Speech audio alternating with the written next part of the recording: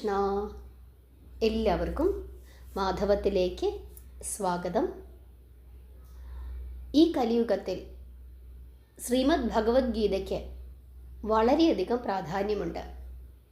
കാരണം ഈ കലിയുഗത്തിൽ ജീവിക്കുന്ന മനുഷ്യർക്ക് തങ്ങൾ എന്താണ് ചെയ്യേണ്ടത്, എന്താണ് തങ്ങളുടെ കടമ, അതൊന്നും അറിഞ്ഞുകൂടാ.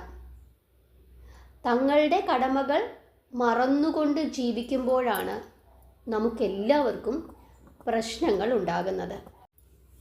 ഓരോരുത്തരും ചെയ്യേണ്ടുന്ന കർമ്മങ്ങളെപ്പറ്റി ഭഗവത്ഗീതയിലൂടെ ഭഗവാൻ പറഞ്ഞു തരുന്നു. ഇവിടെ അർജുനൻ തൻ്റെ കടമകളെല്ലാം മറന്ന് തൻ്റെ കർമ്മങ്ങളൊന്നും ചെയ്യാതെ താൻ ഇനി തപസ്സിന് പോവുകയാണ്, കാട്ടിലേക്ക് പോവുകയാണ്, ഓടി ഒളിക്കുകയാണ് എന്ന് പറഞ്ഞ് തീർത്ഥത്തിൽ തളർന്നിരുന്ന സമയത്ത് ഭഗവാൻ ഉപദേശിച്ചു കൊടുക്കുന്നതാണ് ശ്രീമദ് ഭഗവത്ഗീത. ഇവിടെ തീർത്ഥത്തിൽ തളർന്നിരുന്നിട്ട് അർജുനൻ ഭഗവാനോട് പറയുന്നുണ്ട്, ഭഗവാനെ, എനിക്ക് എന്താണ് ചെയ്യേണ്ടത് എന്ന് അറിഞ്ഞുകൂടാ, ശരിയും തെറ്റും ഏത് എന്ന് എനിക്ക് തിരിച്ചറിയാൻ സാധിക്കുന്നില്ല, അതുകൊണ്ട് അങ്ങ് എനിക്ക് ഉപദേശിച്ചു തരണം, എന്താണ് ശരി എന്താണ് തെറ്റ് എന്ന്. അങ്ങനെ അർജുനൻ ഭഗവാനോട് അപേക്ഷിച്ചതുകൊണ്ട് ഭഗവാൻ പറഞ്ഞു കൊടുത്തതാണ് ശ്രീമദ് ഭഗവത്ഗീത. ശ്രീമദ് ഭഗവത്ഗീതയിലെ 3-ാമത്തെ അധ്യായത്തിൻ്റെ പേര് കർമ്മയോഗം.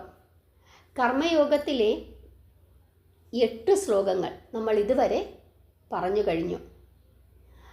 കർമ്മത്തെ പറ്റിയിട്ടാണ് ഇവിടെ ഭഗവാൻ പറയുന്നത്. ഇന്ന് നമുക്ക് 3-ാമത്തെ അധ്യായത്തിലെ 9-ാമത്തെ ശ്ലോകം, ആ ശ്ലോകത്തിൽ എന്താണ് ഭഗവാൻ പറയുന്നത് എന്ന് നമുക്കൊന്ന് നോക്കാം.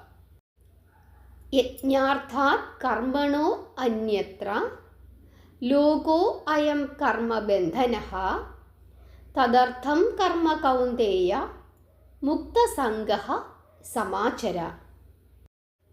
ഭഗവാൻ ശ്രീകൃഷ്ണൻ അർജുനനോട് പറയുന്നു, അല്ലയോ കൗന്ദേയ, യജ്ഞാർത്ഥമായ കർമ്മം ഒഴിച്ച് മറ്റെല്ലാ കർമ്മങ്ങളാലും ഈ ലോകത്തിലെ ജീവികൾ ബന്ധിക്കപ്പെട്ടിരിക്കുന്നു.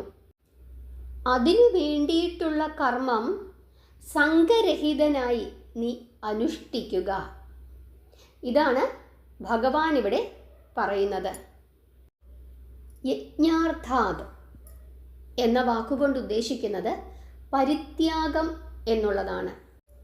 അതുപോലെ സംഘം, മുക്തസംഘം എന്ന് ഭഗവാൻ പറയുന്നത് മമതയില്ലാത്ത, അതായത് ഒരു അറ്റാച്ച്മെൻറ്റ് ആരോടുമില്ലാത്ത എന്ന ആ ഒരു അർത്ഥമാണ് ഇവിടെ ഉദ്ദേശിക്കുന്നത്.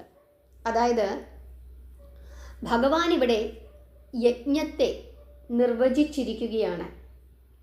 അതായത് മമത വെടിഞ്ഞു ചെയ്യുന്ന ഏതു കർമ്മവും യജ്ഞമാണ് എന്നാണ് ഭഗവാൻ പറഞ്ഞിരിക്കുന്നത്.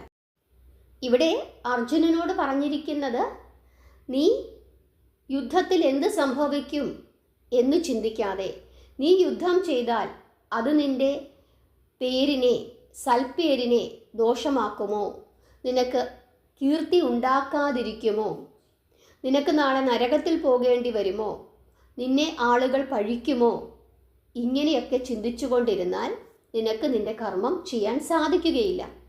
പക്ഷേ നീ അതൊന്നും ചിന്തിക്കാതെ ഇപ്പോൾ നിന്നിൽ വന്നു ചേർന്നിരിക്കുന്ന നിൻ്റെ കടമ, നിൻ്റെ ഉത്തരവാദിത്വം, നിൻ്റെ കർമ്മം നീ ചെയ്യുക. ഫലം നിനക്ക് ഈശ്വരൻ നൽകും. അങ്ങനെ ഫലം ഇച്ഛിക്കാതെ നീ യുദ്ധം ചെയ്താൽ ഈ യുദ്ധം യജ്ഞമായി കണക്കാക്കും. ഇതാണ് ഇവിടെ ഭഗവാൻ പറയുന്നത്. നമ്മളോടെല്ലാവരോടും അർജുനനിലൂടെ ഭഗവാൻ ഇതുതന്നെയാണ് പറയുന്നത്.